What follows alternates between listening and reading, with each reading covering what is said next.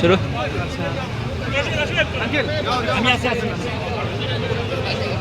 আচ্ছা, আজকে যে 21 পার্বণের যে আনুষ্ঠানিকতা, সেই 21-এর প্রথম প্রহরে আপনারা উপস্থিত হয়েছেন। তো সেই জায়গা থেকে আপনাদের যে মতামত বা যে স্বাভাবিকভাবে যে চেতনা সেটা উল্লেখ করবেন। আজকে আমাদের বাঙালি জাতি হিসেবে একটা অহংকারের দিন। আজকে আন্তর্জাতিক মাতৃভাষা দিবসের প্রথম প্রহরে বিভিন্ন রাজনৈতিক সংগঠন এবং বিভিন্ন শ্রেণী পেশার মানুষ আজকে সেদিনের ফুল দিতে আসছে।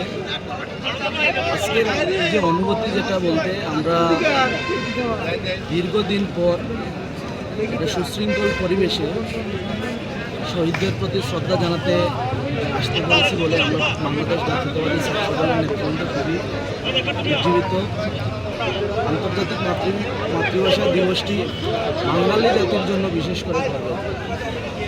1952 সালে বাংলাদেশের মানুষের